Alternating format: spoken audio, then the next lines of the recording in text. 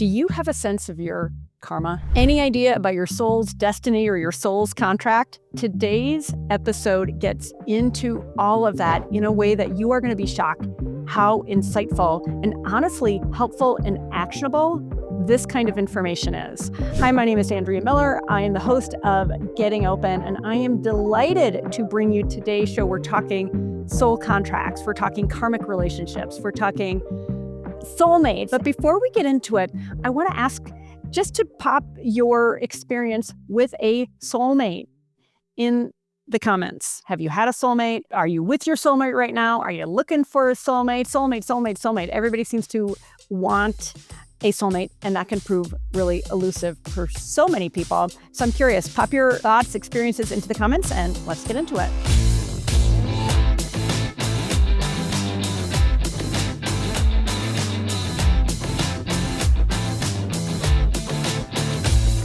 A channel for divine wisdom, Gellyahnah Aakhen merges sacred sound frequencies, soul contract channelings, and energetic healing into powerfully resonant teachings that are transforming the lives of seekers around the world. With nearly 500,000 followers on Instagram, and I think about 200,000 on TikTok, and a wait list of thousands for her sought-after soul contract readings, Gellyahnah is not just a spiritual teacher. She's a voice for those awakening to their deeper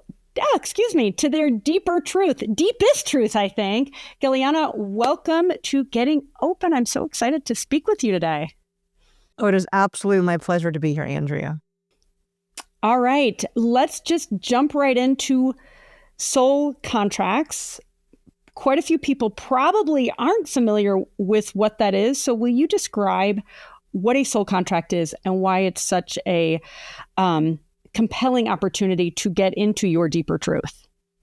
Absolutely. Well, when we use the term soul contracts, there's really two things that people think about. The first thing people think about is the soul contracts that we have with other people, but we're not talking about that today. Okay, so today we may talk about that today. You're right. That's not where we're starting. That's not where we're starting.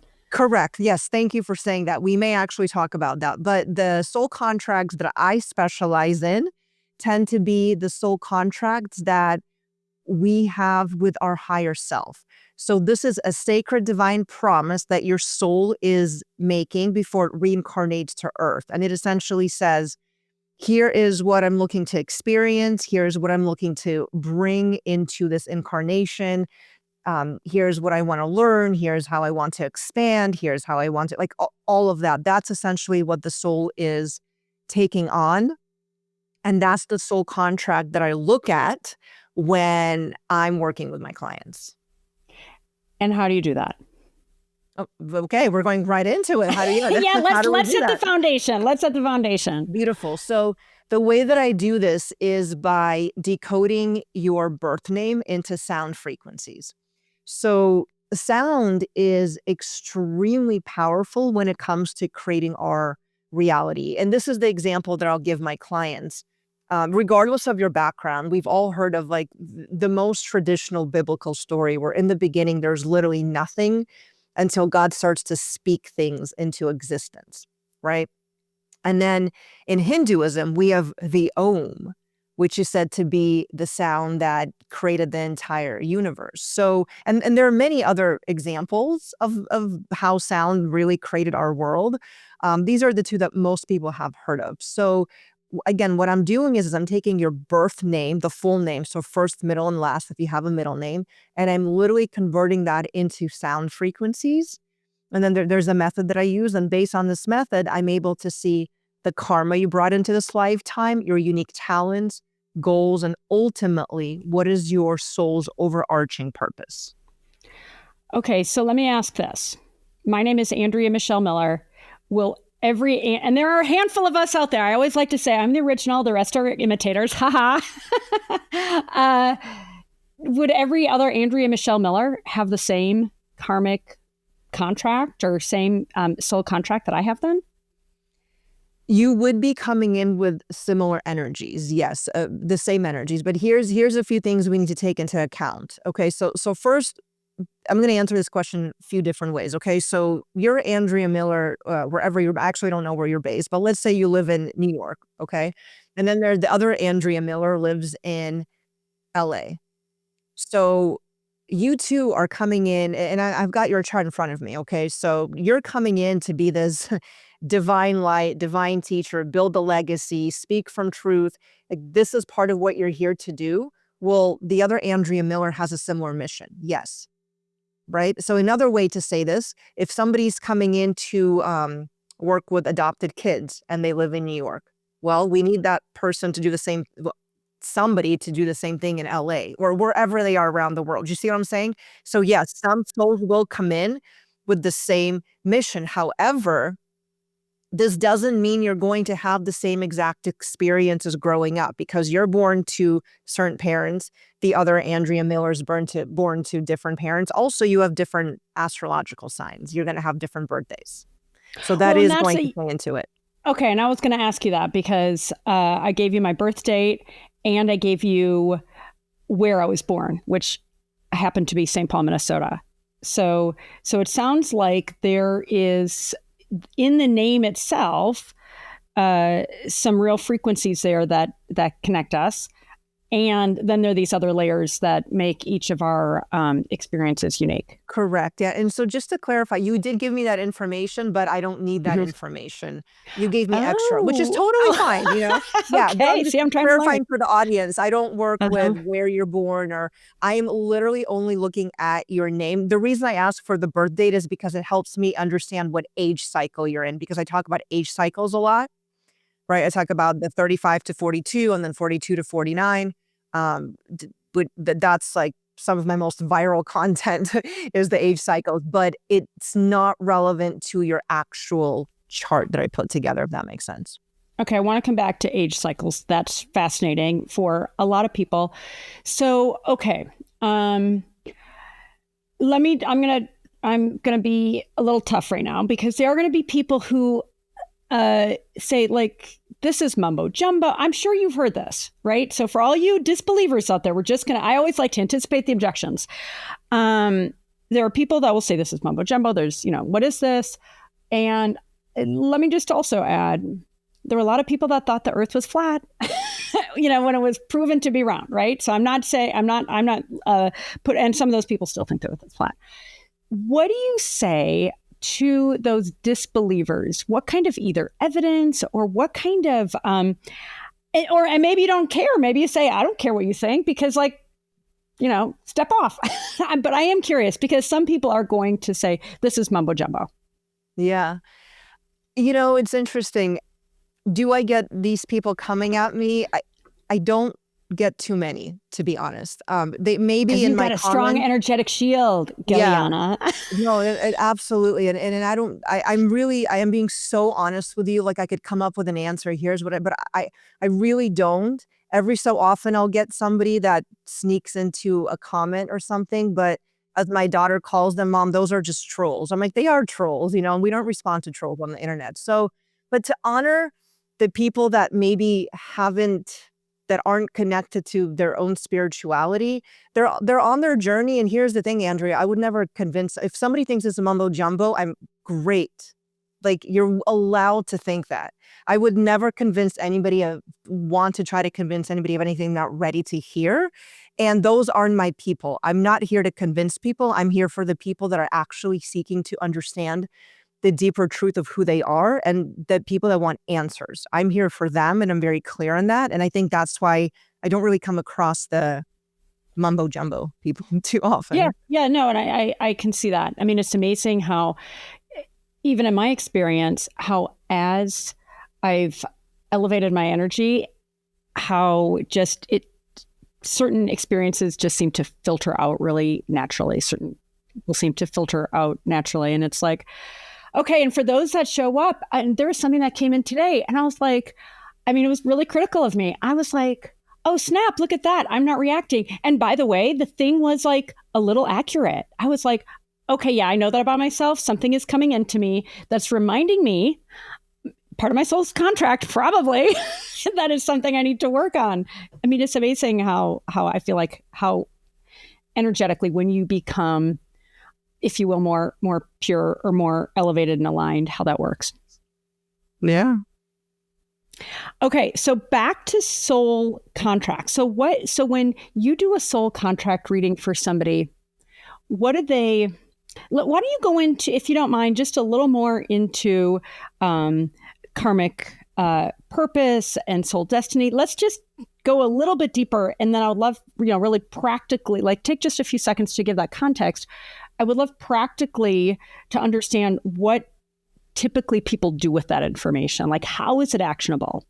Okay. Yeah. Great question. So first, let's define karma, because a lot of people have misconception about karma, different definitions. Karma is cause and effect. It's not bad. It's not good. It just is. And souls will choose the karma they want to reincarnate with. Another way for karma would be negative patterns that we see recurring in our lives. So can I borrow your chart as an example? Yeah, Okay. sure. Yeah. So in your chart, one of the things that I see when I look at your karma is that there's the possibility that you struggled with self-worth when you were younger.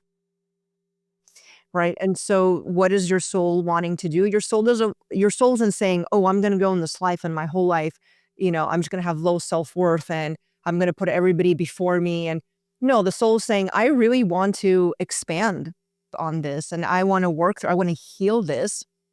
And by the time I leave that life, I want to know that I'm worthy of being heard. I'm worthy of being seen. What I say is important. Self-love. I need to put myself first. I mean, I'm giving you like snippets, but essentially the soul is here to heal the karma. So practically speaking, right, you're like, okay, so great. Now I know what my karma is, because again, most people think, oh, karma, I did something bad in a past life and now I'm being punished. And, people have these crazy, like dark, middle or medieval time definitions for karma. And that's not really the case. You're not being punished for anything. But practically speaking, when you see your chart and I validate for you why you struggle with self-worth, it's because this is what you came here to work through. Something may click in you and say, wow, I've actually struggled with this my whole life and my soul doesn't want me to struggle with it. Part of my journey here is to love myself and realize I am worthy of being heard, being seen, being loved, all of the above. What are the most common things that you see when you do these readings in terms of what souls are looking to heal from previous lifetimes? The most common things are self-worth, abandonment, self-empowerment, so meaning stepping into our own power, and separation from source energy. So meaning the moment we're born, physically, when the baby is born, we're separated from the divine. And for some, that's literally the wounding that they bring in to sort of remember, oh, wait a second, I've actually never been disconnected. Okay. And so from there, what kind of, will you just walk everybody through what are the main elements of a soul contract? And you are welcome to use mine, or if you feel like it's better to use somebody anonymous, either way is great. But I want everybody to get a sense for what they get that's insightful and then ultimately actionable. Yeah. So again, what they would get is they would get a deep understanding of the points being like the physical karma. So again, if we want to take physical karma out of the esoteric and say, how is this practical? These are the negative patterns that keep showing up in your life. That's going to be the physical karma, and that's going to be the spiritual karma. Hang on. So what do you mean by, but that's not, I mean, it's clear to you, it's not clear to, because you know this stuff really well. What do you mean by physical karma? Okay. So these are let's go back to some of what we were talking about earlier. These are the negative patterns that are going to keep recurring in your life. Right? So these are the things you came in to heal. So when we're talking about your chart, we were talking about your wound of self-worth. Does that make more sense? Or is that, I want to make sure I understand your question as well. Well, because maybe what you can do is go through the different elements that the soul contract includes, so that we can pop a visual up here for those who are watching on YouTube. We can put a link in the show notes for people that are listening, so they can see it, because that it's a 2 triangles upside down. It's a sign of David. I think to have the visual, for you to walk through the visual, and then what are each of these elements to really get, really grounding it in the specifics will help. I mean, because I had to do all that research. I'm like, I don't know what any of this stuff is, right? So I watched like 1 million of your videos. But everybody's not doing that right now. So just walk us through, if you will, the kind of the structure of it, and then what are each of those elements, and then we can go from there. Absolutely. I will do that. But also, something I want to stress sometimes is some of these details, the details are not always so relevant to the insight that people will receive, right? So I'll walk through the structure, but it's not so much about where it is, what's sitting, what it says. It's about what is the experience that your soul came here to have. So again, I'm more of looking at it from that perspective, but giving people a visual, as you said, it is a Star of David. The triangle that's facing down, this is where we get the physical karma, the physical talents, and the physical goals. And when I say physical, I don't necessarily mean your body. I'm talking about this is the ego consciousness. This is where your personality gets formed. These are the 0 to 35 years of your life where you're going through life and trying to figure things out. Your parents have, what's the word I'm looking for? They've raised you a certain way. You've absorbed some of their dysfunctional patterns. Societal conditioning has come into play. So that's that triangle that's facing down. And that's what I mean by physical. I mean more worldly, earthly experiences. Again, I feel like we're getting a little bit too much into the weeds here, because it's not always so relevant for just give me what it is type of a thing. But the triangle that's facing up, that's where we get all the spiritual aspects of your life. And this is your heart and soul's desires. So this is what your soul is really calling you to. And this triangle, so everything is playing out all at once from the moment you're born. But the triangle that's facing up, this is, it starts out, it comes online around the age of 35. It comes more online, I should say. So this is why between the ages of 35 to 42, there's this 7-year cycle where people are going through really tumultuous things. This is where I see divorces, car accidents, health issues. All of a sudden, people aren't fulfilled anymore. Their friendships are falling apart. It's just a complete disaster. And that's because it becomes a tug of war between the ego consciousness and the soul's desires. Right? So this is the 7-year cycle that I speak about a lot, because for many of us, this is where the infrastructure of our life falls apart, and we think we've completely failed, when in reality, life doesn't even begin until you're 40, right? Everything up until 40 is research. It was Carl Jung that said this. Everything up until the age of 40 is research. 40 and above is when life truly begins. So if things are falling apart between 35 and 42, that means you are not living in your truth, and life is actually trying to realign you. Ah, okay. That's interesting. Mm-hmm. Right. So again, but that's more of the 7-year cycle. Going back to the chart, so as we talked about the 2 triangles, and right in the middle is the soul destiny. Again, I don't want to get overly fixated on what sits where, because that's not really the piece that's relevant to people. What's relevant to people when they come into me is, why do I keep attracting the same person over and over? Why is everybody disempowering me? Everywhere I go, I have a mean boss. I have a horrible neighbor. This is, people are looking for energetic patterns. And this is a lot of what I try to explain to them. Okay. And so, all right. So, so as far as the practical outcomes, and I can't help I'm an engineer.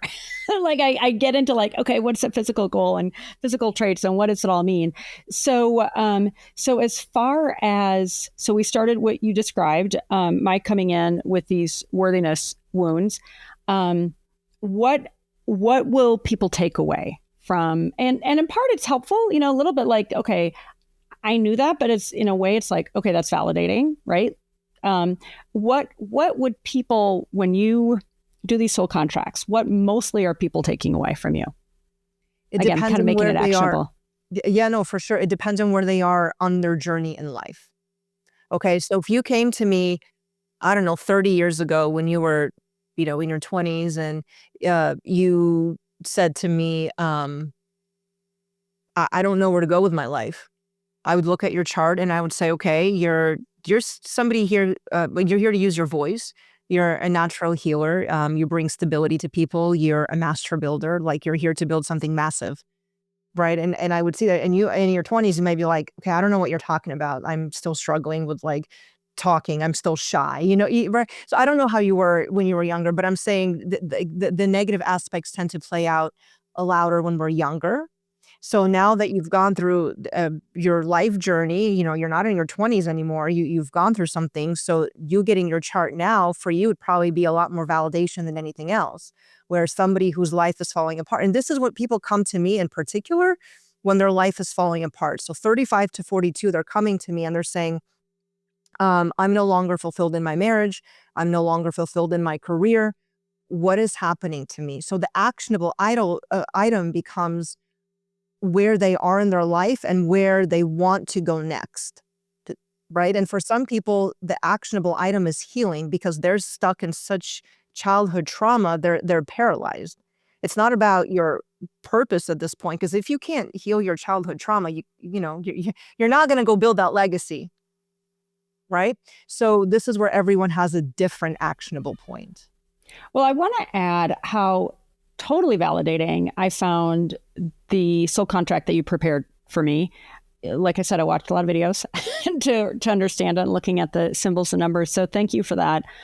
And yeah, I think it would have been much more confusing and maybe intimidating to me to have seen it early on. I'm at a place in my life where it's like, oh yeah, that tracks. Thank you. And I was going to ask you, when people typically come to you, and you said it, when they're at a crossroad and they're looking for guidance. And so what do they do? So for the person that comes in, and whether they're, in that 7-year band between 35 to 42, older or younger, whenever they're coming to you, you give them the reading, and then what? Are you able to help them decipher what specifically they need to do, or how do they make that information actionable? It's honestly up to them, right? So my goal is I'll give you the reading. I'll tell you the things. What you do with it is your own free will. The thing that I'll push people to, or I shouldn't say push, but the thing I'll highly suggest to them is energy healing. Because most people are stuck in their traumas and they can't move forward because of their wounds, whether it's childhood wounds or, betrayal wounds. My ex-husband, cheated on me. I can't get over it. Or the people just get stuck. And the answer to that, it's healing. And that's part of the other thing that I do is I do these monthly energy healing sessions with my community with people from all over the world. We connect directly with the creator. So this isn't Reiki. This isn't nothing wrong with Reiki. I'm just saying there's many different healing modalities. This particular one is called connecting with the creator. And that's literally what we do. We connect to source energy. So it's very powerful, and you receive a full realignment within your aura. So for me, mind you, again, I love that you're asking the practical things. I love giving people practical, but I live in the mystical. I live and do this energy work every day. And for me, I haven't seen such miracles in my life as I have when I started doing this work. So when people come to me and say, how can you help me? I can only tell them what I've done, which to me is understanding your soul's purpose and then healing your way into that.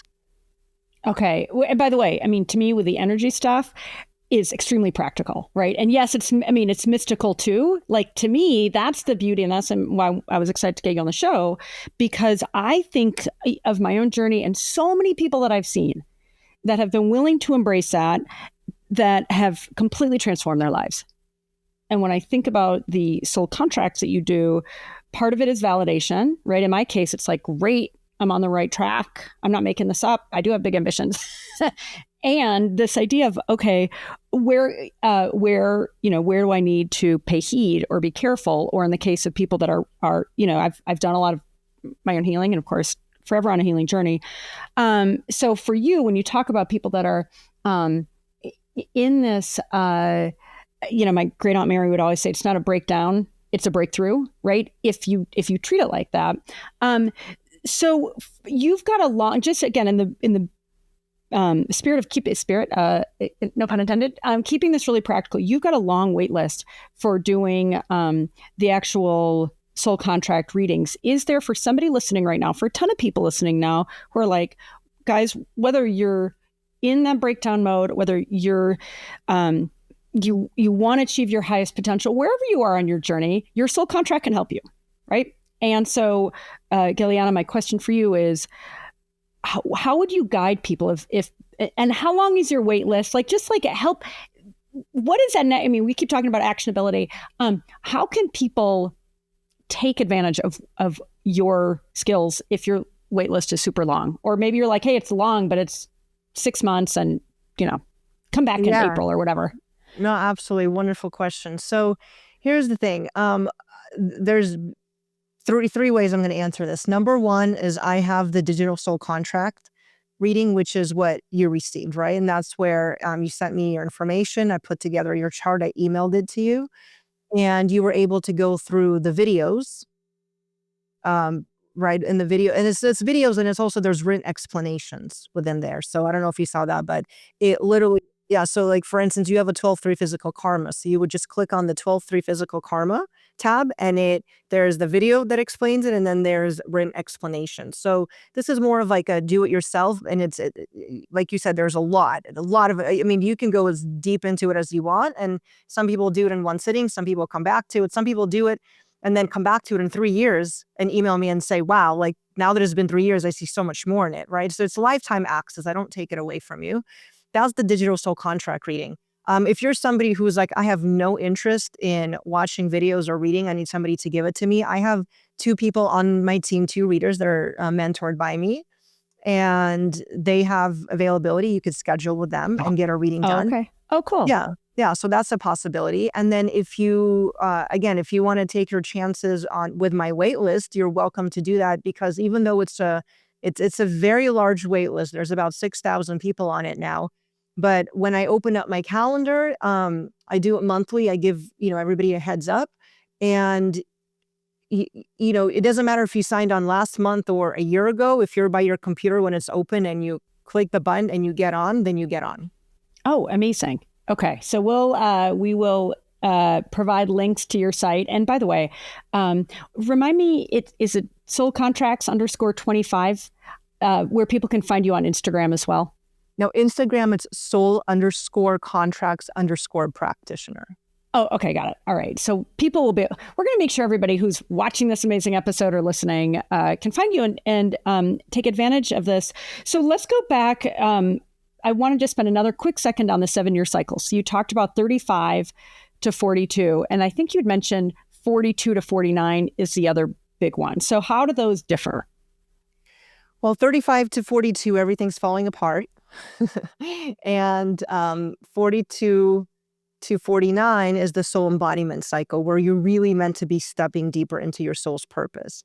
If you're not, this is where you're feeling deeply unfulfilled, and a lot of the things from the 35 to 42 are actually going to be on repeat, because it doesn't automatically end just because you turned 43. If you did the work, and if you actually listen to your soul, and if you're doing what you need to be doing, life starts to flow amazingly. So 42 to 49, I have 2 pools of people. One pool of people is like, these are the most amazing years of my life. I had no idea life could even be this amazing. And then the other part is like, are you kidding me? It's not over yet. Like, this is ridiculous. I don't ever want to come back here, right? And it's such a polar difference, because again, everything up until 40 is research. We can power through things. 40 and above, you can't really power through things anymore. You're either on purpose or you're off path, and it doesn't feel good. Mm-hmm. Okay, got it. All right, noted, everybody. Right? If you're in that, the former or the latter. again, maybe this reading can help. So let's pivot into, you spend on your site, in your work, a lot on relationships. And we started the show talking about people think of soul contracts either as you do readings using sound frequency and so forth. A lot of people think of soul contracts. They think of twin flames. They think of karmic connections and so forth. So will you maybe take a moment and differentiate these, and let's, and then we can talk about choosing our parents and our kids choosing us. There's so much good stuff to get into when it comes to these kinds of what I who's not as informed as you, think of all of them as sort of karmic relationships. Okay, yeah, no, that's a great topic. So the soul contracts that we have with other souls, let's talk about that. There's so much misconception there. So I love that you're asking me this, because I love telling people how it is. But souls always make contracts out of love. I'm going to repeat this, okay? Souls make contracts out of love. No soul says to another one, hey, when we reincarnate there, I'm going to be the bad guy and I'm going to slap you and then you're going to slap me. Souls do not say this. Okay, so I know this is a thing in the spiritual community. I get it. I mean, and they say, oh, no, this soul signs up for this and soul signed up for this and it's going to be the lesson. I'm sorry, to dispel this if you believe this, but souls don't do that. Souls say this: I'm going to be down there and I'm going to help you as much as I can. I'm going to help you heal. I'm going to help you grow. I'm going to love you through it. That's what souls say. However, then we reincarnate and we come down here and now the two souls are supposed to meet and they meet, but the two souls haven't done their healing yet. The people, not souls, but the people, incarnated people. And so now we meet each other with our wounds instead of our heart. And so this is where friction can happen, right? For instance, maybe I'm totally making this up, but maybe you, when you were younger, you struggling, through self-worth, you attracted somebody who initially was going to make you feel really good about yourself, but within the relationship would make you feel like you're never enough, over and over. And it would get to the point where at some point you had to say, no, I have to put myself first. Right. And so you could go out of that relationship and say, I know that person showed up to teach me self-worth and it had to happen through this painful lesson. Well, no, that's how it happened, but doesn't mean that's how it had to happen. If this person wasn't in his, or their woundings, they maybe would have helped you see your self-worth through love, not through constantly showing you or trying to tell you you're not worthy. Does that make sense? Yeah. So these are the soul contracts. Yeah. Yeah. No, totally. Well, and let's keep going on this path, because you talk about three different, I've got all these notes, 3 different types of soul connections. What are those different soul connections? You mean with romantic ones, right? Yeah, I think so. And you, spoiler alert, you say there's only one written for your soul destiny, right? Because I think everybody wants to find their soulmate, that, that like larger than life, super, super satisfying connection. And it seems like most people don't. Yes, most people don't, but there's hope. There's hope. So I love that you're asking me these questions. This is my jam. I could talk about this all day long.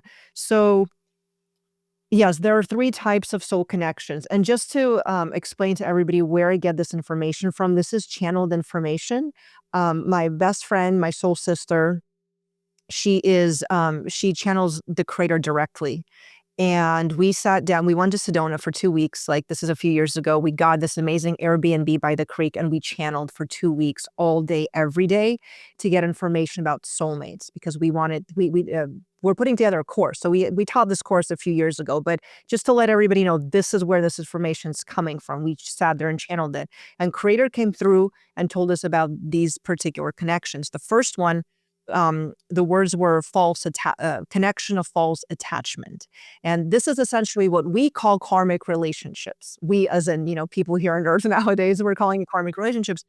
And these are relationships that happen when we choose out of fear. I'll give you examples. the woman that is afraid that she doesn't have enough money to support herself, so she marries a man for his money. That's a choice made out of fear, and that is a false attachment. That is a karmic relationship. You're not going to get out of that one unscathed. Okay, that's one example. Another one is, you meet somebody, and your lower desire body is like, oh, this person is so yummy, I must have this person, But this person's maybe actually somebody, in a other relationship. But you say, no, the feeling is so amazing, and I need to. This is my soulmate, and you abandon your values. The moment you abandon your values, this is a karmic relationship. Because your soulmate would never ask you to abandon your values. Okay, so that's the first type of connection. This is the karmic. The next one, are we okay to go to the next one? Did you have questions? Okay. All right, the next one is what we call volunteer soulmates. So these are, or I should say volunteer connections, volunteer relationships. These are souls that were not predestined to be together. So it actually wasn't written into your soul contract that you two were going to meet and get married. But you met, you fell in love, and you got married, or not, but whatever, you're together. But these two, because they weren't predestined, here's what could happen. Souls are, think of them like different species. So the example I like to give, the zebra and the giraffe. Okay, the zebra and the giraffe souls, they can get together, they can love each other, but the zebra isn't going to understand the giraffe's neck, and the giraffe isn't going to understand the zebra's stripes. You know what I mean? It could be learned. It could be a learned behavior, but you have to work for it. So the bigger the gap is between the two souls, the more work they have to do to stay in this relationship together. And it can be a long relationship. It could be a good relationship. It could be a very loving relationship. It could be fulfilling. So I don't want to say that, volunteer souls can't make it, but not all volunteer relationship souls are actually going to make it, because they're, the gap is too big for some. Uh-huh. Okay. So that's the second one. And so that one could be joyful. It could be tumultuous. It is what it is. Correct. Okay. Exactly. It is what it is. Okay. It is what you make of it. Oh, okay. Yeah. Yeah, it is, because listen, if you've got the two species, you've got the giraffe and you've got the zebra, but they love each other and they want to make it work, they're going to make it work. Yeah. Right? That reminds me, I'm trying to foster a union between my cat and my dog. They're so funny. Oh my gosh. Well, I'll just really quick, my dog is still a puppy. She's like just over a year old. My cat's like 5 or 6. And oh goodness, like this cat's like, right? But it's gotten so much better. And I am just convinced one day I'm going to walk over and they're going to be cuddling and it's going to be the greatest thing. Anyway, okay, not to digress. Let's talk about, it's going to happen. I'm going to will it. I'm going to send them all my love energy. Okay. So then the third one that everybody wants. The third one that everybody wants, this is the divine soulmate. This is the soulmate that was promised to you before you incarnated on earth. I want to say every single one of us is promised a soulmate before we reincarnate on earth. It doesn't mean we're going to find the soulmate, but we have one. But hang on. I have to interject. We're promised a soulmate, presumably by the creator. But we don't always find them. So that feels like a little bit of a head fake. Promise, but you may not get them. That's because we have free will. Okay. Because we have free will. This is part of why souls want to come to earth. Because we have free will here, and it's exciting for the souls. Not all dimensions have free will. And because you have free will, you were supposed to go to the right and walk into that circle, to meet your soulmate. But you decided to go to the left and veered off. And went to a 7-Eleven instead of Circle K. Went to a 7-Eleven. I just needed that Slurpee. We have free will. So you know that phrase that people say, whatever's meant for you is not going to pass you by? Again, I hate to dispel this. People are like not going to like me, but it's Gellyahnah. I think you kind of like it. Keeping it real. I really do. Like, I mean, look, I Yeah. just want to stress to everybody here's the thing. That's true if you are on path. If you are in path of your own life, you're right. Whatever's meant for you will not pass you by. But if you go completely sideways and off and into the forest, like down some cave, yeah, the sunshine can't find you in the cave. Or you know what I'm saying? I'm trying to give analogies here, but this is why it's so important to be on path. And again, you ask me, what would somebody get from reading the soul contract? My goal, like my purpose here in this incarnation is I'm trying to get people on their path. But how do you, okay, so and that's one way to know, but how do you know, okay, so, oh gosh, I have so many questions, but like the burning one is for somebody who's seeking and they're trying, but then they've got, whether they're abandonment wounds or worthiness wounds, they're in a relationship that doesn't serve their highest good and so forth. What do you say to people? Like, how do you know you're supposed to turn right when you think you're doing the right thing, but then you accidentally turn left? Does that make sense? It makes sense. And so you course correct. Okay. Like, listen, I've had to course. I did not live a perfect life. So I just want to preface, I'm not saying this from my high horse. I'm saying this from full on, life has slapped me around experience, but we can always course correct. And the way to stay on path is you've got to have your own spiritual connection, whether it's meditation, whether it's prayer. Like everyone has a different way of staying connected. This is what you have to do. Again, I do through the energy work that I talked about before, connecting with the creator. I do this daily, most days, and it keeps me on path and it keeps me protected.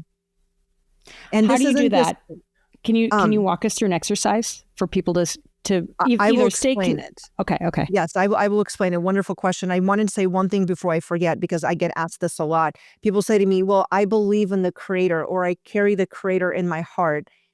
That's not enough. You have to you actually have to do something. So the analogy I give people, if my back hurts and I know my chiropractor can help me, and I'm sitting on my couch thinking, oh, my chiropractor is amazing, he's going to help me, but I don't go in to see the chiropractor, that's not actually going to help me. So believing is, okay, great, you're halfway there, but then you got to do the rest. So the rest means, and again, as I said, meditation, people have all these other ways of doing things. The energy work that I'm talking about, as in connecting with the creator. Now, I can't walk you through it because it's a mystical, supernatural experience, but I'm going to explain to you how it works. And again, if anybody's called to it, they're welcome to try out my monthly sessions. But we sit down and we begin with the intention. And the moment we do that, the energy, creator energy, comes in through our back. It comes out our heart chakra, and it begins to envelop us. And those that are sensitive to energy will actually feel this. Like, some people come to my, literally, they come to my Zoom, it's over Zoom because, it's global, so it's not even in person. And afterwards, they're like, what just happened? I felt this, I felt that. Like, they feel pressure points, they being worked on. They feel they had surgery 20 years ago, and all of a sudden they feel energy being worked on over there. I mean, because the energy comes in and fully realigns you. So, I mean, again, can I tell people how to do this on this interview? No, because you know what I mean? It's a process, Okay. but they're welcome to come try it out if they want. I'll guide them through it. I felt that just even as you were speaking. It's probably coming through. Yeah. I'm like, I'm in it, but yeah.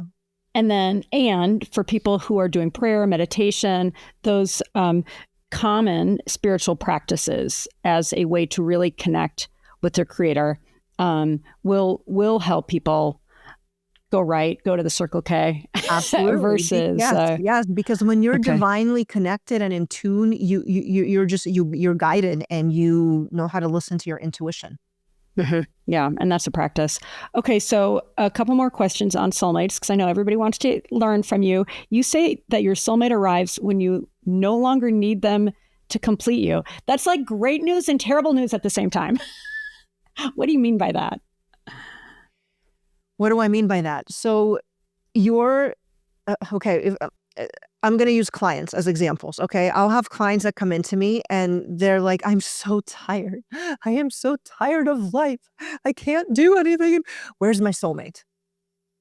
I'm like, are you kidding me? Like in the state of dire, like you can't even get out of bed. You want your, like, you're not attracting a soulmate. You're going to attract somebody who's going to probably hurt you. Your energy is not attracting, you're not in your highest self. So you're not attracting your highest self. You're going to attract a karmic situation because you're going to attract somebody out of fear. I don't want to do this alone. You're going to attract somebody out of lust. I don't want to be in my bed alone anymore.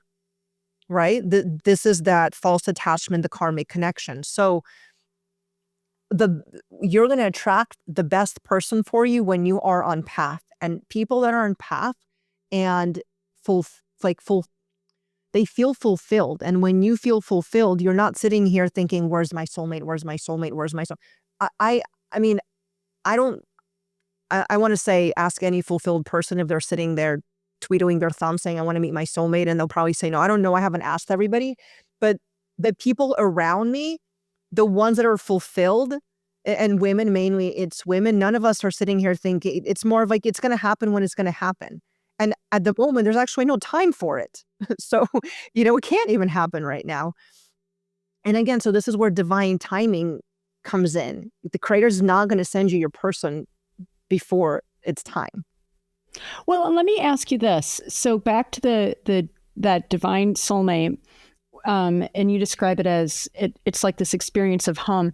Is it, in your experience and the work you're doing and the people that you help, is it always like that, or is it, hey, we're in a relationship and it evolved, maybe like the second one, that second group that you described, and they evolve together? And it's almost like who is it, that famous coach of the Packers who says leaders are like they're created, like they're developed, not created. I'm totally screwing this up.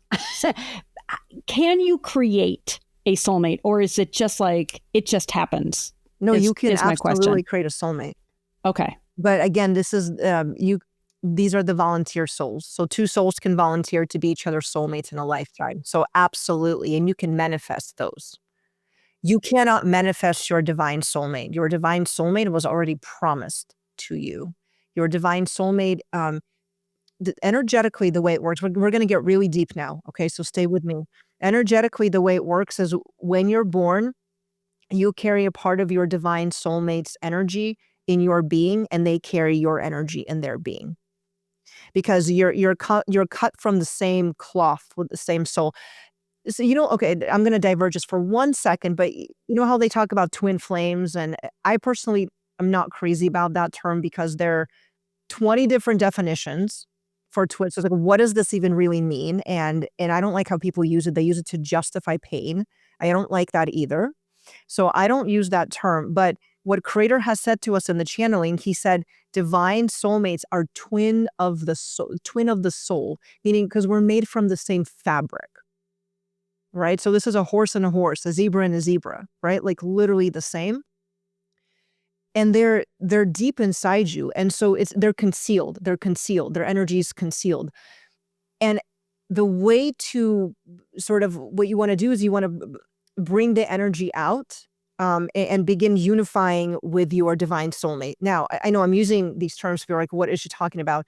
The reason I'm using these terms is because, again, we do this work through our energy work, and we call it unifying with our divine soulmate. Okay, so there is energy work that you can do in order to connect to your divine soulmate before you meet them in the physical. Okay, now I want to preface this. This isn't light work. I'm not sitting here recommending it to everybody. I mean, yes, if you're really dedicated and you want to do energy work, but you can't date when you do this. You can, but it's not going to feel good, because when you start to unify with your divine soulmate, when you date, they're going to feel it. And then the person you're with, if you're already energetically connected to somebody else, you can't really be with somebody. There's so many intricacies. So knowing all of this and knowing how most of us are these days, this is why I wanted to stress to people, you can find an incredible volunteer soul. Okay. Now, again, if you really want to go for the divine soulmate, that is available. And I teach people how to do this, but I don't lead with that because it's work and it's patience. And we don't know when you're actually going to meet them in the physical. But when you do meet them, it's instant recognition is what you're saying. It is instant because if you do this work in particular, by the time you meet them, you know their energy signature so well that it's like, it's not going to be a question. Okay, got it. Okay, so kind of shifting a little bit here, you talk about how common it is to experience when you're married and have a powerful spiritual connection to someone else. Talk about that a little bit. Oh gosh, another huge topic. I love your questions, Andrea. Okay, so I'm asking on behalf of my audience who wants to know it all, and you are the woman to do it. No, I love this it. This is your expertise. It's so fascinating. Right. No, this is my jam for sure. So, okay, when we are married and we happen to fall in love with somebody outside of our marriage, most people don't go out looking for an affair. Let's just preface that. Like most people are like, we're morally sound majority. They're not like, I'm going to go and cheat on my spouse. But, we get into these relationships, again, the zebra and the giraffe, and the zebra is like, gosh, my stripes are just not being noticed. My stripes are not being noticed, and all the zebra's walking around and all of a sudden somebody says, hey, I really like your stripes. And the zebra's like, what? Somebody sees me? Right? And it's just this visceral reaction. And it might start out as a friendly little, whatever, da-da-da. Next thing you know, you're having a full-on emotional affair. And then it could turn into even a physical affair. Why? Because you're being seen. Now, this is not all affair situations, of course, okay? There's some really toxic situations out there. That's not what we're talking about right now. I'm talking more about, oops, how did this happen and why did this happen? I didn't mean for this to happen. That usually happens because we're not seen. So, you have this spiritual connection, and it feels so spiritual because of the way that they see you, in ways that you maybe haven't seen yourself in a long time. So there's a reason it feels deep.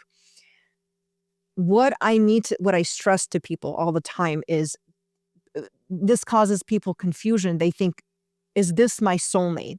I don't feel this connection with my spouse, but I feel this connection with this other person who sees me. Is this my soulmate, the affair partner?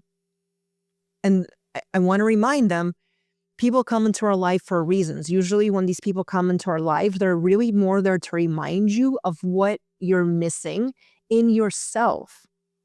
It's not always your spouse's or your partner's job to help you feel seen. Meaning, like, of course, it's a great. Ideally they do that, but you've got to work on your own wounds, right? So sometimes it's your own internal healing that needs to happen, and your partner's probably struggling with the same stuff. Especially, those like the long-term marriages. I mean, I was with somebody for 17 years, so I know what it takes to be in a long-term marriage. It's very different than a 5-year relationship. You both go so deep into each other, you go into yourself and, he goes into himself, and it's easy to lose track of each other. So it's weird. This is why it's exciting when a affair partner comes along. You're not talking about bills. You're not talking about aging parents. You're not talking about real life issues. So there's this excitement there, but it's a fantasy. Mm-hmm. Yeah. And in part, go ahead. No, you go ahead, please. Yeah, no, I'm fascinated by this in part. There was a woman that I interviewed who talked about meeting somebody who she was married at the time, and they just had this instant connection. And she said at the end she was chatting with her husband later, she said, I think I just met a soulmate. And her husband literally said, I saw that and it was beautiful to see. And Gellyahnah, when I tell you, people on my Instagram and TikTok have freaked out by this. It's like a 90-second clip. Nobody even knows what happened, right? But people are so triggered by this. And so in part, and I've gone into the comments, respectfully, like really being curious about why this is so triggering. And so when I stumbled across your one of your reels talking about that, because the woman, her name is Amber Ray, what she shared with me was how many women have come forth to say, wow, this really resonates with me. And then you say, this is really common, right? So in part, when I think about the opportunity for me to use my platform to talk about this, not to glorify it necessarily, but for people to understand it, because it can be confusing. Exactly. Right? And really destructive. Yes. Or it can be a catalyst, like you were saying, because there's something that is awakened inside of you that you go, oh, it's not that person, it's me. What do I need in my marriage? So I did want to spend some time drilling into this, because it is more common than people realize, and it's really taboo. And it's really triggering for a lot of people. Yeah, no, I get it. I get a lot of the same responses. And I try to say when I speak about it, I try to speak about it very lovingly, because, like for instance, I had the reel about the affairs, and I was talking about, why a lot of affairs happen. I talked about people not being seen. And people were so angry about that, because obviously not all affairs happen because of that. But I wasn't talking about the toxic situations, and I didn't say that, right? So that's why I sort of prefaced it here. I'm not talking about there's many reasons why affairs happen, but I'm talking about more of like the healthy relationship. I wasn't looking for this, or not, mundane relationship. I wasn't looking for this. Okay. This is the situation many women or men, I guess, find themselves in. And these are people that are not morally bad people. This is why they are so confused. They're like, how could this happen to me? This is not who I am. So I want to say to them, literally, like this could happen to anybody. And the person that you're meeting, I love how she said that. I think I met my soulmate, or one of my soulmates. Yeah, I think I met a soulmate, is what she said. A soulmate, yeah. And it could be because we do life. Let me say this. Sometimes it's not a soulmate. Sometimes it's a deep soul connection. Right. And that's another thing that could be confusing to people, because you can meet an affair partner and it could feel so deep with them, because maybe you've done 10 lives with them. So of course there's going to be a deep soul connection, but this doesn't mean that this is the person you're meant to be with, especially if you have to abandon your values. I'm telling you, the moment you abandon your values, it's a karmic situation. There's no way around it. Even if you do end up being with that person, there's probably going to be some reparation. So I'll give you another example with a client. This woman, she came to me, and she actually ended up, like, she left her husband, he left his wife, and they ended up being together, and they now have kids, and it's been years. And she's like, I cannot let go of the guilt. I just cannot. Oh, wow. Ouch. Right. Yeah. So this is what I'm saying. There's usually there will be some underlying thing. So if you do find yourself in this situation and you are completely convinced that this is the person you need to be with, the best advice I can give you is please do everything with as much integrity as you can. Let your spouse go. If you're so convinced, I'm not convinced, okay, but if you're so convinced, do the right thing. Yeah, and that's, just in this case with Amber, what's interesting to me, and I've tried to communicate this, but a lot of people they're willful. They don't want to listen, right? They just want to be judgmental. And I find it very fascinating. It's like just being totally detached. I care about how one of my guests is treated on my channel. So, but there's this other part of me that just says, why is there so much judgment when you guys have no idea what happened? So in her case, she did the upstanding thing. She left her marriage. There wasn't an affair. There was this connection, and now she's been with this other person for 4 years. They have a kid. They are from everything that she described, that is that divine soulmate that you described. Oh, that's so beautiful. It is. Yeah. And what's interesting, you'd actually love the book, I think, Gellyahnah, because what she describes, yes, somebody superficially could look at this and just go, well, that's the story, but that's the tip of the iceberg. The real story is what she describes in her book about being raised by an alcoholic mother, a dad that abandoned, being totally parentified, and what she did to heal herself, and how she was in a sexless marriage that was deeply unsatisfying. They were friendly. I want to be careful here, with respect to her ex who got remarried. But it was like, it wasn't a great, beautiful marriage that she was in. And so this catalyst from the outside came in. And it is interesting to me when I think about how triggering it is for people.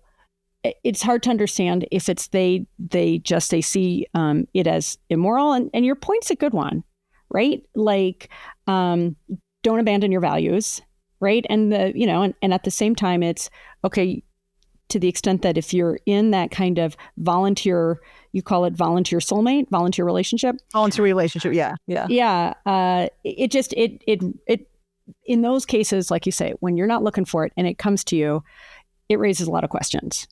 And I feel like now, just having interviewed her and seeing your material, how much more common I think it is than people realize.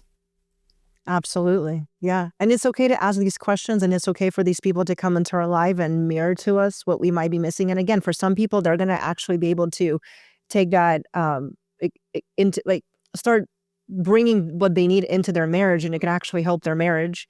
And some people might realize, I'm absolutely in the wrong marriage and it's time to go. And the thing is that it's a different answer for every single person. So there's not like one blanket way. And by the way, when doing a reading, I will not be able to tell you, because people are like, well, if I come do a reading with you, will you be able to tell me? No, it is your free will and it is your free choice. This is not a psychic reading. Okay. The only thing I'm going to tell you is you need to be on path. Make sure you're not, generating more karma. I mean, I'll be able to see things within your chart, but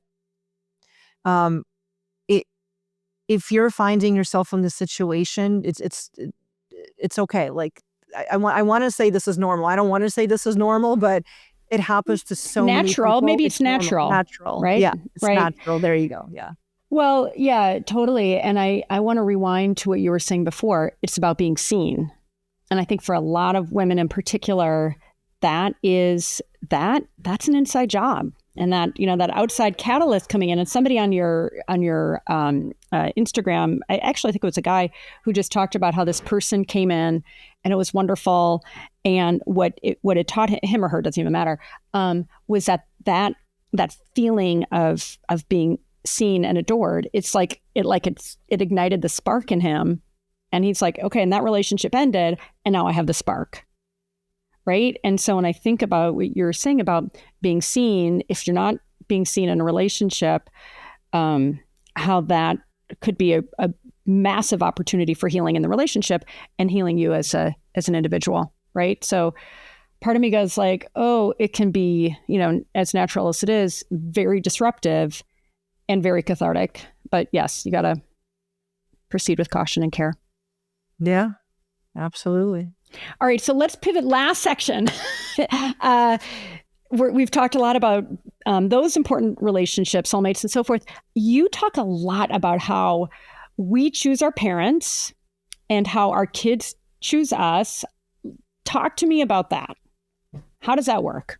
Yeah, so another very triggering topic. I seriously love that you asked all, and I love talking about these things, by the way. Like I will talk about it all day long. So very triggering for people when I talk about that the soul chooses the parents. Here's what I want to explain. The soul will choose the parents that is going to activate them into their mission. Okay, so let me give you an example. I love giving examples. There is a man, but I think his name is maybe, I don't know, something last name Kennedy. I don't have it in front of me, but he's got a YouTube channel, and it's called something like Father Can I, or How Do I, something like that. And essentially, he's got millions of followers, and he teaches young men how to do the things, how to change the tire, how to tie the tie, how to shave. How this happened, how this came about is when he was a young kid, his father left. And he had to teach himself all of these things. And so because of that experience, he now has this YouTube channel where he teaches young men how to do the things. Okay, so this is what I mean by your soul will choose the parents that are going to activate you into your mission. Had he had a loving, nurturing, caring father, do you think he would have been thinking, oh, I need to teach other young men without fathers how to do the thing? No, probably not. right?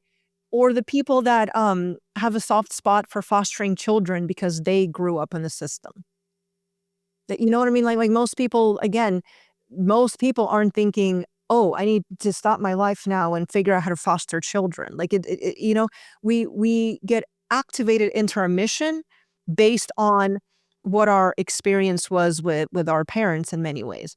Also, like with me, for example, I am an extremely sensitive soul. I mean, I cannot tell you, I've learned how to function in the world, but I am like so sensitive. And I was born to a very practical mother who did not understand my sensitivity at all. Okay. I'm from the former Soviet Union.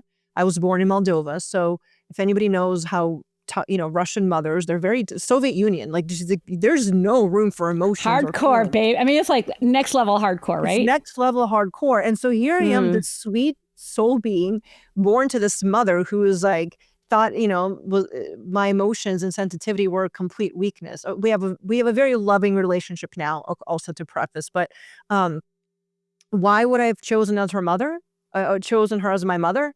Because she taught me how to survive in this world. Being that as soft as I was, I wouldn't have, I don't know if I would have had everything I have now. My mom taught me how to be tough. She, you know what I mean? Like she taught me how to survive. So as a little girl, did I want a more like softer mom? Of course.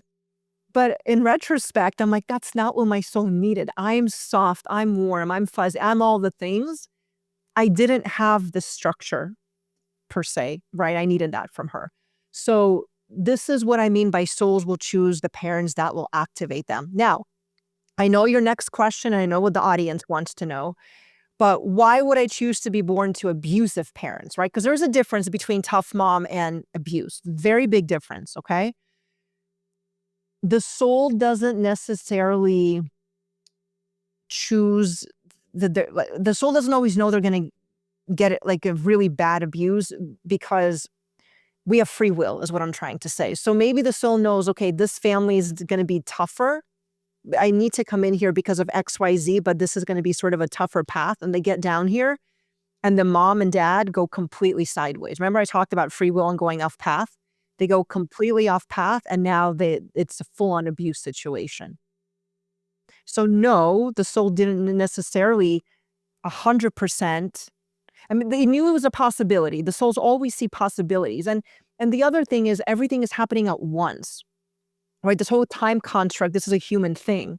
Everything is happening at once, past, present, future, the whole thing. So, the soul, but again, the soul isn't always saying, I'm going to get abused. Okay, I'm going to this family. That doesn't happen either. Yeah, it's a lot to process. I mean, and there's a part of me when I think about taking the example of the YouTube guy to that extreme, people that have been sexually abused and physically abused, how they've been able to change that, kind of stop that generational trauma and help other people that have been physically and sexually. I mean, it's going to make me cry. So yeah, it's just, it's a tough one. It is a tough one. Yeah. And like I said, I don't think that souls always choose this. Again, maybe some do because they're really old. They're old, tough souls, not tough, but I mean, strong souls coming in with a very particular mission. Again, this is where it's case by case. There really isn't this one blanket answer. Souls do this or souls don't do this. Do you see that in the readings that you do when it comes back to the karmic, kind of the karma that people are coming in with? Do you see that specifically? That kind of like the worst of it, the worst of, say, abuse sexually and physically? I can see I see the frequencies of abuse, but I don't always know the severity of it. And so sometimes when I bring it up, the client will disclose. So for instance, there's this frequency, the 9 frequency. And often this is the frequency of disempowerment. And so what's another word for disempowerment? abuse, right? But this could be, again, it could be different levels. It could be just, you getting bullied at school or you being sexually assaulted, right? I mean, it could be, and sometimes people have the gamut of all Yeah. the abuses. How often do you see that in your readings?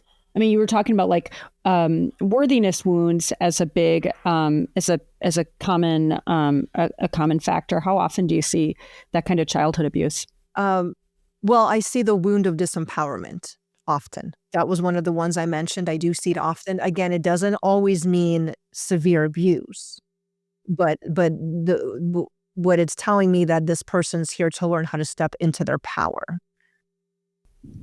Well, let's pivot there to forgiveness, something that you love talking about. I love talking about it. You say that, oh, this one hit hard. Your parents offering an apology. I can't remember exactly what you said, but may not be enough. Not going to heal you. Talk to me about that. A lot of people are like, come on, I just want the sorry. You may never get it. And if you do get it, it may not be enough. You're saying it probably isn't going to be enough. Yeah. Why is that? I mean, look, a sorry can soften things. Absolutely. Like everybody wants to hear sorry. Of course it can help, but it's not going to magically take all those childhood traumas away. And I think most parents don't acknowledge. They don't, like, you go tell your parents, oh, you did this or that, and they're like, what? I don't remember that way. That never happened. And then you feel gaslit. I mean, I think that's the more common scenario. Of course, there are, I'm sure there are parents that, I'm sorry that happened. I didn't mean it that way, whatever. But I think most of us probably aren't going to get that. And so what I say is when you become an adult, it is now your responsibility to heal. So it doesn't matter what your parents did. Your parents messed up. Okay. Well, most people's parents messed up. Like we're not comparing here. You know what I mean? It happens. Most of us have childhood trauma. And it probably happened because they had childhood trauma, right? I mean, this is why we're coming in to break the cycles of abuse. And I don't even like to use the word break. I like to just heal. We're here to heal a thing. And when you do, I need to say this right now. When you do the healing in present time, you're healing past, present, future. Remember how a few minutes ago I just said there's actually everything's happening at once? So past, present, future isn't actually past, present, future. It just is. So when you do the healing work, you're healing things, quote unquote, past lives, past generations, past ancestors, current, and future, meaning your children, your children's children, because it's actually all one and it's connected and it's all happening at once.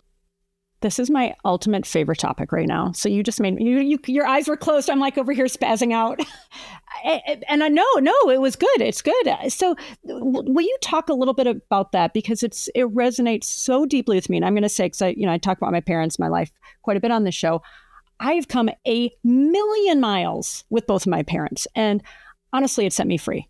And, just for those of you who haven't seen the show, I was raised by people who loved me as best they could.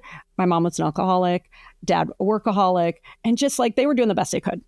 And I, just like, oh, mom, dad, love you. And they're both alive. And I've done such such a significant amount of healing. It's transformed my relationship with them and it set me free. And I've felt that feeling of how it's impacting how I show up as a parent to my children. I have 2 teenage boys.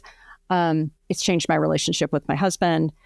And it's felt like I feel way more connected with my ancestors, blah, blah, blah. So will you talk about when you say this is all happening at once, when you do that healing, just talk a little bit more, because I think a lot of people are going to be like, what the F are they talking about? Like, how does that work? If, for me to be doing that healing, impacting people before me and after me, and the people that you're helping, and you yourself, you're doing your own healing. How does that work? How does it work? Wow. That is a good question. I don't know if I know how it works because it's all energy, but the best way I can explain it is, we're all one, right? We're all connected. I mean, I'm not trying to say anything cliche, but we're actually all just one big blob of energy. So when you're doing the healing, the rest of the blob of energy is getting the healing. Does I mean, that's probably the best way I can explain Well, we're all it. in the, I mean, yeah, I think of it as we are all in we're all in the quantum field. And so this idea of how we are all connected as one, and to the extent that everything is happening all at once, like it makes, like there's a certain logic to it. It's just, I think if you're not familiar with this as an idea, you'll be like, this makes no sense. What are those ladies talking about? Yeah. Well, and I think, like a lot of the things you and I talked about we could talk about an hour or more on each one. And so we're giving people snippets. And so this is one of those things, I think if people are really interested, they could probably go do a little bit more research. And to be honest, this is not my, how is all happening at once? Like that's not my niche, right? My niche is again, more looking at the charts and helping people that way. But at the most basic level, we're all one, we're all connected. Everything's energy. There's no past, everything's happening at once. So the fact that I know 1,000%, because this I felt myself, when I do the healing, like sometimes my grandma will come in and be like, not even my ancestors, I don't even know. They're come in and they're so happy. They're like, oh, she's doing the thing. So it's like I can feel it. It's just, it's happening and they feel it. Mm-hmm. Yeah, that's been my experience with not yet ancestors that I don't know. What's been really clear for me are particularly relatives that have been coming in like, snap, you just did it. Good job. We're helping create your even stronger, sort of divinely guided and protected field. So you just keep doing your stuff. So when it comes to, and by the way, thank you for the explanation with on parents and forgiveness. I've interviewed a number of people, and one woman in particular who is a very evolved woman. She was like, she has an alcoholic dad. She's like, I need him to own his part. I need him to say sorry. And I'm like, but do you? You know what I mean? And I get that. I get that sense. And yet I also get when you say, I'm going to give this to myself. I'm going to heal myself. That's real agency versus saying I'm going to essentially remain a prisoner until my dad wakes up, because he may never, right? And even then, what I loved about your point is even if they do say they're sorry, which is great. I mean, listen, to me, being accountable, like I just said, I'm a parent of 2 teenage boys. I've had to eat my words. I've had to suck it up. I've been accountable as best I can be because I've screwed up plenty. And it's like, oh, that's how I build real intimacy with my kids and trust and safety. And that's how I've also been able to set myself free and have a lot more empathy for my parents. Right. And so I just, when you're talking about like, hey, you may get that big apology, but don't necessarily put too much stake into it. I love that, because a lot of people, I mean, you know this even more than I do, probably, how many people are holding on to those old grievances against their parents, right? Yeah, Gellyahnah? Absolutely. Yeah. And then the other big thing here that we need to mention is that if you, like this woman, for example, like if she can't let go and forgive, that's called karma, honey. She's going to have to come back and do it in the next life. So this is what karma is. This is a karmic hook. You only need one person to forgive. Okay. So for those that are not watching this, but just listening, I have my 2 index fingers hooked. I want you to imagine that when one person forgives, the index finger lets go, and now the karma's done. Oh, I love that. Yeah, it's the ultimate empowerment. Like, it really is. And even what we were talking about, this whole business of healing yourself, and forgiveness is such a part of that, where it's past, present, and future. It really, to me, is about releasing yourself and giving yourself emotional freedom.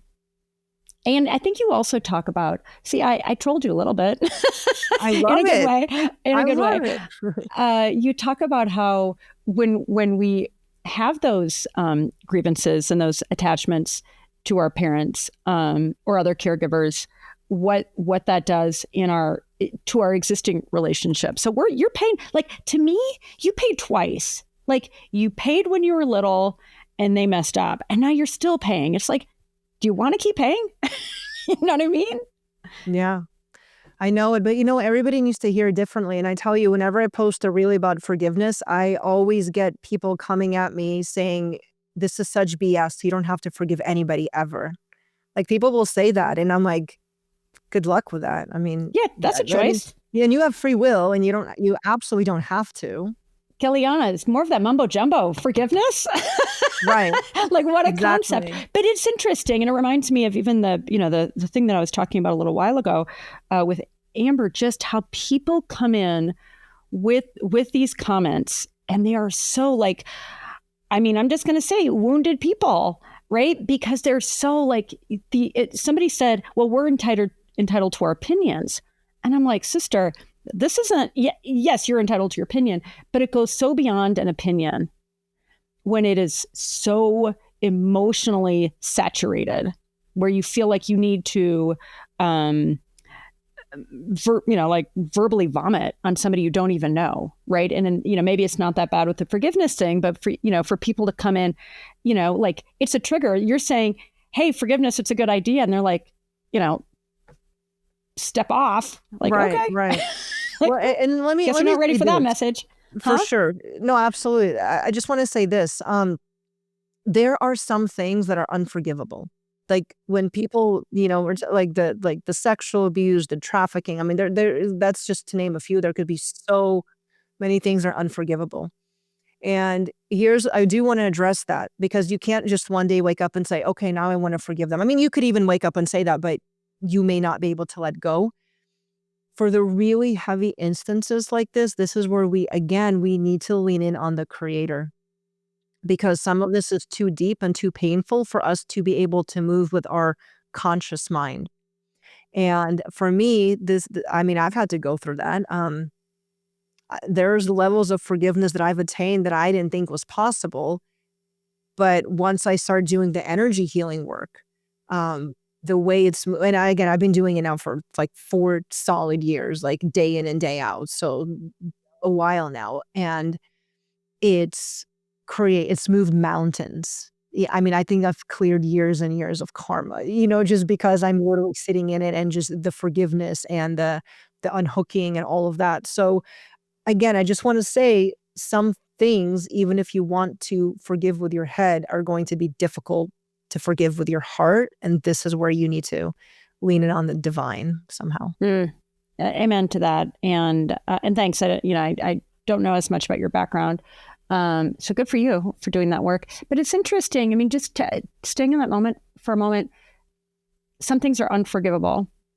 And yet it sounds like, in your experience, you've had some of those experiences. And even though they're unforgivable, you've still forgiven. Did I get that right? Yeah, but I didn't do it with my head. I did it through the energy work. Yeah. No, that makes sense. I mean, when I think of energy work and body work, to me, those go so hand in hand, right? And I think it's Huberman and, maybe others say you can't heal mind with mind. And so when I think about energy work and I think about body work, really getting to the most intractable emotional experiences we've had. But I love it. You're a living testament. It can be done. It can absolutely be done if you're willing. Yeah. Yeah. Okay. Last question for you on kids choosing their parents. So I could just simply apply the same thing that you said, like, hey, we chose our parents, but it feels different. And you have a daughter, right? I do. Yeah. Yeah. So it feels a little different, me choosing my parents versus my kids choosing me. Talk to me about what it means for parents to know that your kids chose you and knowing that you are a flawed human being. Oh, that's funny that you're a flawed human being. Well, you are. No, I know. I mean, we're all trying to do our best. It's true. Absolutely. That's kind of the whole point, I think, right? They're choosing you not for your perfection. They're choosing you for your presence. They're choosing you for who you are. And I like to remind people of this, because I'll get parents coming in and they're like, I just don't think I'm this for my kid or that for my kid. And I'm like, the fact that you even think about your kid this way means you're great. Like, remember, the kids, the soul, and it's the souls. Okay, let me back up. It's not the human kid that's choosing it. It's the soul. And the soul is choosing you for its growth and its activation. No human kid would choose a parent that doesn't love it. Okay, like that's so. Again, I just want to say that because again, I'm talking about souls, and people are coming at me as from the kid perspective. I'm talking about the soul. The soul sees the bigger picture, and the soul knows what it needs. The soul doesn't always need a loving mother. The soul doesn't always need a present father. It'd be so amazing for the human, but the soul is like, great, okay, well, that's not going to be that way. It doesn't matter. I need to get to point F, and that's going to happen at this point in my life, and that's what I'm going for. Okay, so the souls are choosing their parents based on the experiences they need. I also want to say a lot of this, because we're moving towards the new earth now, the souls that are coming in are much higher frequency. So we are their human guides, but they are our teachers. Mm-hmm. Do you feel that with your kids? I do. And somebody, a kind of a spiritual shaman teacher of mine was just talking about this with, and a lot of people don't like it, but it's like, even transgender and just how differently younger people are showing up in ways that are triggering to older generations. Like there's a greater, what feels like fluidity and openness and awareness and so forth. So yeah, but let's rewind for a sec. What do you mean with the new earth? I don't know what that means. So we are headed towards, there's so many different ways to say it. This like Aquarius age. Have you heard that term before? Okay, that's the new earth. The creator in our channelings, creator has said to us literally new earth. So that's the phrase that I'm using. And are you familiar with Dolores Cannon's work? Okay, so Dolores Cannon, she's passed, but she did a lot of work in the spiritual community. And one of the things she talked a lot about is also the new earth. And the new earth is a real thing. It's actually here already. And this is where you see some people are having the best times of their lives, and some people are going through the most horrendous things in their lives. There's this duality because we're already like new earth, old earth, sort of on top of each other. Okay, so, but we are moving towards the new earth where we're not going to have karma anymore. Like souls aren't going to be coming here to like duke it out. Like souls are tired, they're exhausted. Okay, literally, the souls are choosing to come here, yes, but they're done with karma. Like they're like enough. So we are moving towards the new earth, and this is why we have so many light workers coming in now. And oftentimes in my charts, I'll see the light workers, the people that have the 8 frequency. These are the souls that are first ones to volunteer. They're like, okay, I'm going to go down. Earth needs help. Pick me. I'll come down there. And they get here and they're like, what was I thinking? It's awful here. The people are mean. It's cold. Like every time anybody has an 8 in their chart and I tell them this, they're like, oh my God, how did you know? Like they all feel this way because it's just foreign for them here because they're higher frequency beings coming in to help elevate us. So remember how I said we're all one, we're all one blob of energy. So if the light workers are coming in and adding to their light to the blob, we're now, the blob keeps rising, keeps rising, keeps rising. So we're moving towards a new earth. Again, that's a whole topic we could talk about for hours. But essentially, a lot of the souls coming in, the kids, they're higher beings. And they are helping us get there. Hallelujah. What time frame are we talking about? Are we talking decades? Are we talking centuries, millennium? Yeah, no, I don't. That information I don't know. That I don't. Dolores, tell us anything about that. Yeah, I feel that. I feel that strongly. Honestly, my social media is so trained for these kinds of insights, and I realize, that is probably a little bit rare, right? I don't consume much news. Definitely nothing violent. Like, really avoid negativity. It is really interesting to me, especially now that I've trained social media, how I feel like I'm in this, I want to say bubble, but this really wonderful cadre of people doing this work. And it feels like there's a lot of momentum. And I look around me and I think about what feels like this inevitability when it comes to raising consciousness and tapping into the ancient wisdom lodged in our bodies and using energy work and so forth. And that's, I was actually having this discussion with a senator just last week, actually, about social media. I mean, we think of social media as this like terrible cesspool, and in a lot of ways it is.